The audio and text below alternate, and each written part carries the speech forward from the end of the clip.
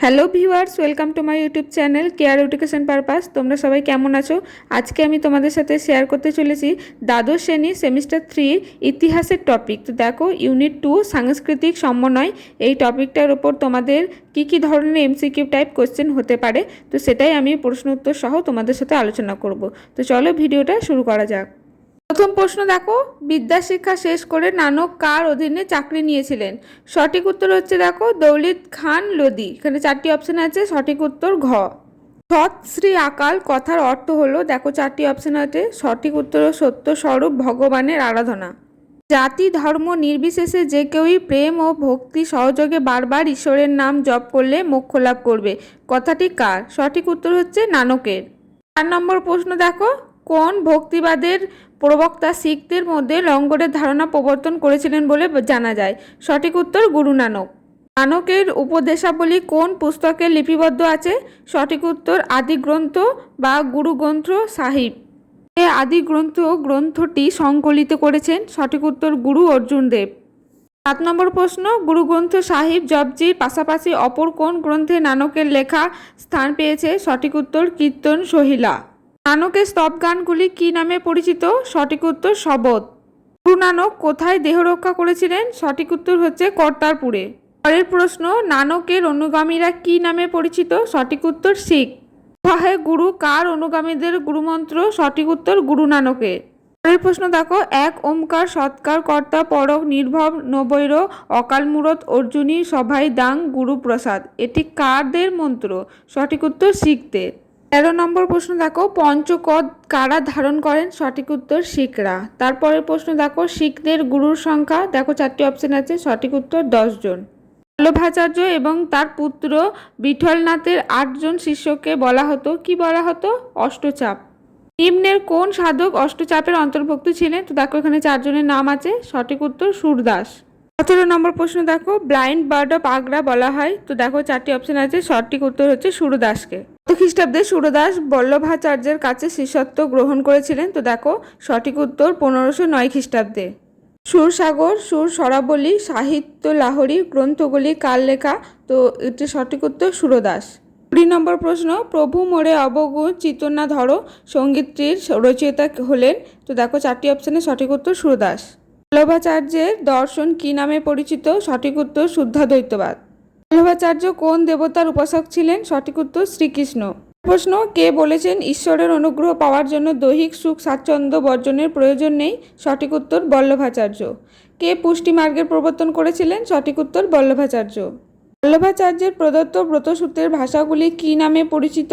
সঠিক উত্তর অনুভাষ্য।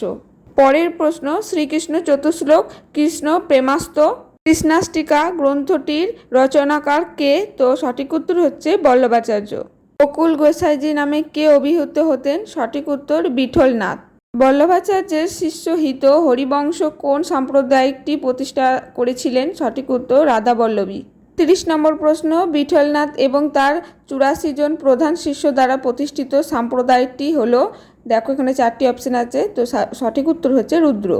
ভক্তিবাদী সাধক রামানন্দের শিষ্য হরহরি দাসের কাছে ভক্তিবাদে দীক্ষিত হয়েছিলেন? সঠিক উত্তর তুলসী দাস। তুলসী দাস প্রণীত কোন গ্রন্থটিকে প্রেম ও ভক্তির এক অনন্য সাধারণ নিদর্শন বলা হয়ে থাকে? সঠিক উত্তর রামচরিত মানস। পরের প্রশ্ন, গীতাবলী, বিনয় পত্রিকা, জানকী মঙ্গল গ্রন্থগুলির রচয়িতা হলেন? তো দেখো এখানে 4টি অপশন আছে, সন্ধ্যাকর নন্দী, তুলসী দাস, নামদেব, জ্ঞানদেব। সঠিক উত্তর হচ্ছে তুলসী দাস। আমি হিন্দু হতে চাই না, মুসলিমও হতে চাই না, আমি শুধু চাই দয়াময়কে, কথাটি কার? সঠিক উত্তর হচ্ছে দাদু দয়াল। তারপরে দেখো, কবি ও ভক্তি সাধক দাদুর অনুগামীরা কি নামে পরিচিত? দাদুপন্থী। পরের প্রশ্ন দেখো, আকবরের সভাসদ ভগবান দাস কার কাছে দীক্ষা নিয়েছিলেন? দেখো 4টি অপশন, কবির, গুরু নানক, দাদু দয়াল, জ্ঞানদেব। সঠিক উত্তর হচ্ছে দাদু দয়াল। সুন্দর দাস, রজব দাস প্রমুখ কার শিষ্য ছিলেন? সঠিক উত্তর দাদু দয়াল। 16শ শতকে ভারতের সর্বশ্রেষ্ঠ ভক্তিবাদী সাধিকা ছিলেন? তো দেখো 4টি অপশন, এখানে সঠিক উত্তর মীরাবাই। 30 নম্বর প্রশ্ন দেখো, ভক্তি সাধিকা মীরাবাইয়ের আরাধ্য দেবতা ছিলেন? তো দেখো এখানে আছে রাম, গিরিধারী গোপাল, বিষ্ণু, শিব। সঠিক উত্তর হচ্ছে গিরিধারী গোপাল। কিংবদন্তির মতে মীরাবাইয়ের আধ্যাত্মিক গুরু কে ছিলেন? সঠিক উত্তর রবিদাস। নৃত্য ও গীতের মাধ্যমে মীরাবাই গিরিধারী গোপালকে কী রূপে আরাধনা করতেন? সঠিক উত্তর প্রতিরূপে।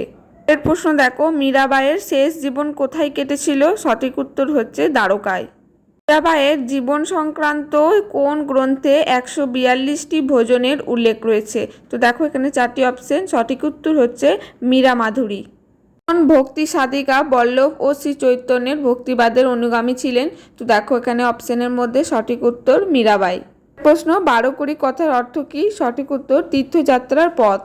করিদের উপাস্য দেবতা বিল বা বিষ্ণু আসলে কোন দেবতা? তো দেখো 4টি অপশন, শিব, ব্রহ্মা, বিষ্ণু, ইন্দ্র। সঠিক উত্তর বিষ্ণু।